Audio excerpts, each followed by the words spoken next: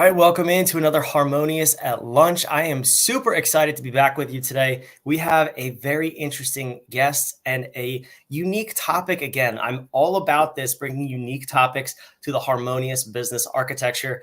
Before we get into it, let's recap. What is Harmonious? Harmonious is the disruptive architecture, the way to look at your business so you have a truly harmonious business that can scale in any environment. We've broken down the 10 key disciplines of business, and we want you to implement that into your business so that you can scale, reach the goals you want to. And just a quick little update from us here at Whadif. Today, officially, we went live with our new business bootcamp coming up at the end of the month. I will put that on the screen here, whadif.com/navigate. We realized that working with all of our clients, there is one foundational problem holding them back from scaling, and that would be found in the navigation portion of their business. So what we said was, hey, let's solve for this. Let's put together a 5-day boot camp where we can bring people in for 1 hour a day, really optimize and work on the navigation portion of the business, traditionally called strategic planning, but that's boring. So we call it navigation, and we want to get you set up for a foundation of growth in 2024. Now, enough about me, enough about us. I want to get to our guest here. First and foremost, let me welcome in Jonathan. Jonathan, thank you so much for being here at Harmonious at Lunch. How are you? I'm awesome. Thanks for having me. Yeah, this is a really cool episode. If you heard from that quick little hello, Jonathan is not from here. He's from Australia, and we're going to dive in. So we're going to talk about today the 3 steps to gaining a competitive advantage through neurodiversity. So let's start there. Can you define for me first, for the audience, what is neurodiversity in your terms? So neurodiversity is basically conditions that result in brains thinking differently to what's called neurotypical. That can be through underlying conditions such as autism, ADHD, dyslexia, dyspraxia, and a whole raft of different conditions. So a lot of people classified as neurotypical might have uniform ways of thinking, but neurodiverse can approach problems through different means, see the world in a different way, and experience the world in different ways. Yeah, and I come from a background looking at business differently. I would see this as an advantage in business because you have the ability to look at things, at situations and problems differently. So is that how you see it, first of all, and then how do you see this show up in the business environment? Oh, absolutely. So I can use myself an example and many clients that I've worked with. So many years ago, I was working in IT as a system administrator, and I was looking after a system that was growing. And one of my main roles in that job was to do weekly reporting, and that took probably 2 days of my time. And the system was, as I said, it was growing. It was taking more and more time each week, and so I identify as having autism and ADHD, and the ADHD side of me doesn't like doing boring, repetitive stuff. So the autism side of me got that hyper focus, which is an autistic trait where we find a special interest and we just pretty much latch onto it and research it and just do it until it needs to be done. And so I basically didn't have any idea how the scripts or anything worked, so I reverse engineered them, figured out what the input was, what the output was, and eventually got to the point where automated it, got it down to about an hour processing time in the first instance. And then over time, the system kept growing and just taking up more and more of my time again, and had a second bite of the cherry, so to speak. And eventually got it to the point where it was automated, didn't have to do anything. It intercepted the traffic on the network, and it was able to provide real-time statistics. And so that saved a significant amount of time, saved up to probably 1 full-time equivalent employee in the beginning. And then as time went on, it's saved even more and more time. I actually got complaints from the manager saying, why aren't you doing any work? Because there weren't many incidents come in, all of it because previously we were reactive. And so having access to this type of information meant we could be proactive, and so less incidents would come in. And so there had to be a bit of an adjustment of expectations for management there. Another example was a client of mine who I worked with in a previous business that I had selling Lego pieces. So basically, I've got a reasonable attention to detail, but his attention to detail just blew mine out of the water. So we had an error rate around 9%, and even though he was a little bit slow at processing the orders, he was able to get the error rate down to 3%, which saved time in other areas and saved money and improved our reputation. So about when measuring the benefits of neurodiverse employees, it helps to take a holistic view, not a siloed view of particular KPI. So yes, he was slow in processing the orders. So if I just measured from that KPI, it wouldn't have looked so good. But having that holistic view, it actually provided quite a benefit to the business. Yeah, I'm so glad you mentioned that too, because that's what we harp on with the harmonious architecture, how everything in a business is linked. And the degree to which you're able to leverage those links is how you can scale more efficiently. So exactly what you were talking about right there is one metric actually showed up in several different areas in terms of, financial, customer service, error rates. Those are huge benefits just from, if you zone in on the one little thing, you may have gotten rid of that employee because they were a bad fit, right? But because they were slower, but actually they had so many other benefits outside of their one little narrow focus. So really cool that you and the company were able to recognize that. Now, nothing you said there had me feeling like neurodiversity is any downside in business. It sounds like there's only major upsides. So we're going to keep it at that. But because I want to really highlight the positives of having people who think and process things differently in a business. What are some ways as a leader, as a business owner, I can look for these types of people who and really identify what their key strengths are and put them in the right roles? Do you have any sort of a framework around that? So there is a framework in the book. So the book I've written covers a whole bunch of different things, all the way from mindset and culture through to how. So as I mentioned, KPIs, or OKRs, whatever you want to call them, performance measures are measured, all the way through to the employee life cycle. And so that life cycle is career centric. Starting at the recruiting, going through to onboarding, providing ongoing support and the exit or transition. And so starting at the recruiting, it's about having those position descriptions so that they're written in inclusive language.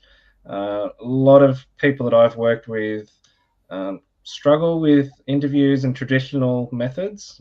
So it's about thinking outside the square to begin with.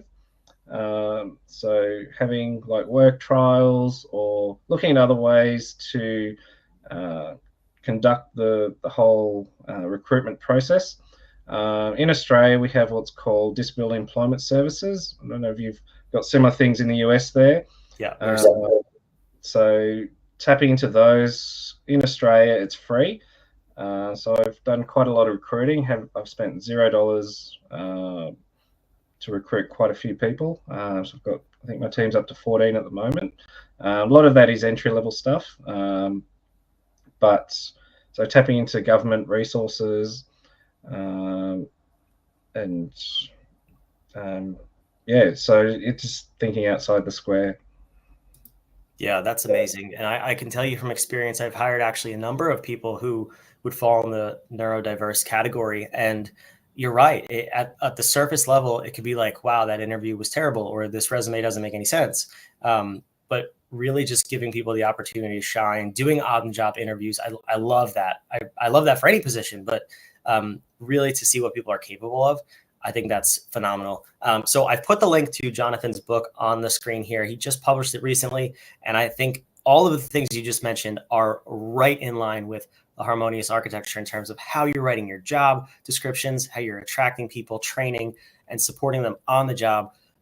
So please go check out Jonathan's book. But now in the title of the episode, it's 3 steps to gaining a competitive advantage through neurodiversity. Can you tease us a little bit with those 3 steps? So people definitely go buy your book, but also we can take a little bit of action from this episode. Yeah. So the first and the most important step is creating that psychologically safe environment. So allowing people to be themselves, to ask questions without feeling ridiculed. And the second step is setting up those mechanisms for support. So having accommodation. So people with ADHD might struggle with time management. So helping them implement systems, put in reminders, um, having AI take meeting notes, or not having meetings unless it's absolutely necessary.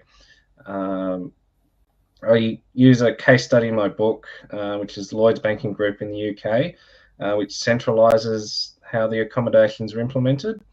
So that's one thing to consider, and that's actually quite scalable as well. So you can start it when your business is small, have one place that deals with it, and then that can grow as the business grows.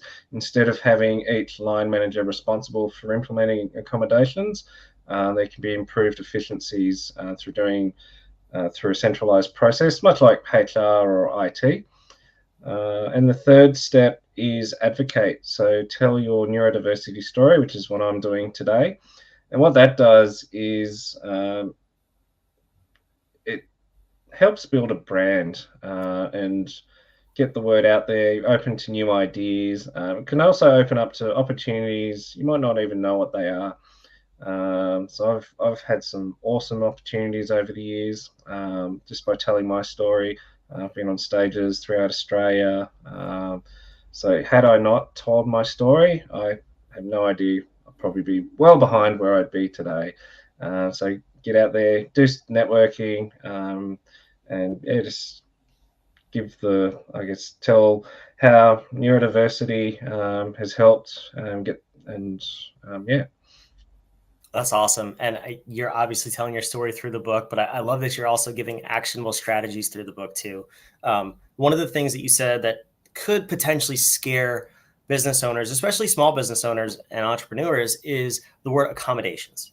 You know, Yep. we hear that stuff and we think price tag immediately. I think that's like, unfortunately, those two things go hand in hand. But can you give me a little bit of insight, and the other small business owners watching, what could accommodations look like, and also why is that not such a scary word? Yeah, absolutely. So research has shown that the majority of accommodations don't cost a thing, Hmm. and a lot of accommodations also cost less than $500. Wow. Um, there is a lot of government support out there as well. So in Australia, we have things like Job Access. They provide things like training and other types of support. So there's a um, like someone needs noise cancelling headphones, they might be able to assist with that. I believe the US and UK and across the world, they might have similar schemes to that. So it's about engaging those government agencies. And so going back to those free accommodations, one of the simplest one is flexible work times. Doesn't cost a thing. Work from home, minimal if any costs. So with my team, I honestly don't care where they get the job done. If they're on a beach in the Bahamas or if they're in their basement or whatever. My main concern is they get the job done. They have the support they need, so they can contact me or another team member easily. It's good to get together with the team every now and then, face to face, because building that connection. But for day-to-day stuff, it's probably one of the most cost-effective methods. And the beauty about the accommodations is it not only can benefit neurodiverse people, it can benefit everyone in the workplace as well. So having those sort of arrangements creates a great working culture where people want to stay. So staff retention can be quite an important thing. So recruitment can cost quite a bit. So I've actually had employees leave me and then come back because they love where they work. And so creating that, I guess that links back into that whole psychologically safe environment and having those supports in place. Yeah, those are great tips, and I can tell you too. In definitely the U.S., there are resources available, like Jonathan said. There are in Australia.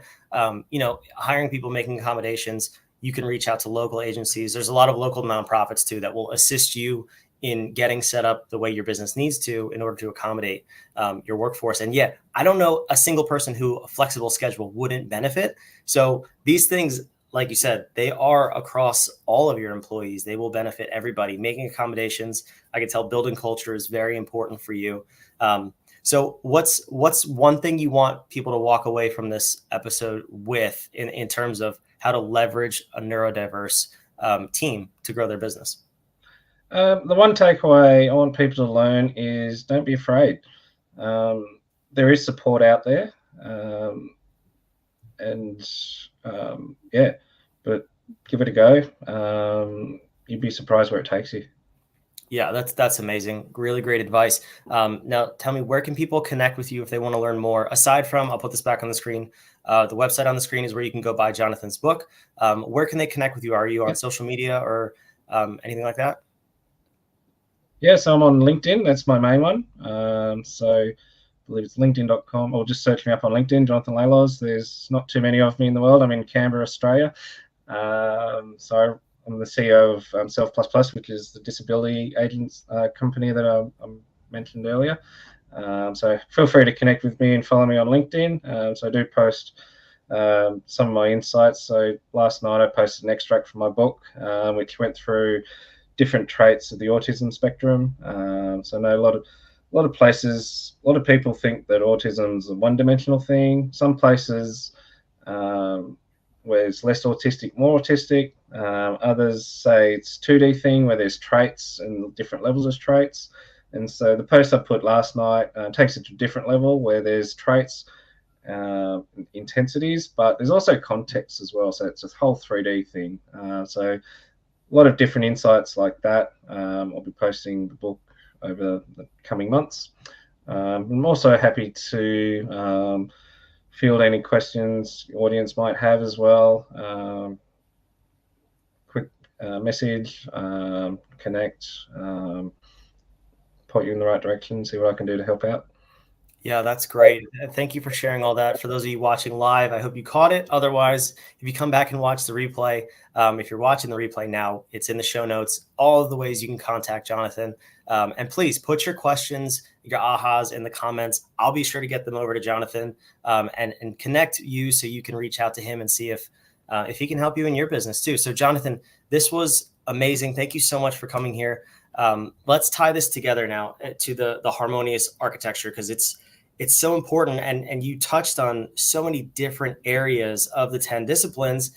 I just want everybody to see, stop looking at your business as this one-dimensional or two-dimensional thing where everything is independent in silos and nothing touches. So in just this conversation, we have talked about navigation, which I mentioned in the beginning of this episode. We have a 5-day boot camp coming up to optimize the core of your business, so you know your mission, your core values, your vision of your company, and your employees know that too. It doesn't matter how many employees you have or how you're hiring if you're not leveraging the navigation portion of your business. We also talked about, most obviously, home. Humans optimize in a meaningful environment. Jonathan touched on that with having his team have flexible work environments, making accommodations so people feel cared for, seen, and loved at work. And you had one employee who left and came back. I mean, if that's not the most perfect example of home in a business, I don't know what is, but that is more than possible for your business. It's not just a place where people go to work. It's where they come to spend a third of their life and make a difference. So make sure that you have optimized that environment for them to thrive.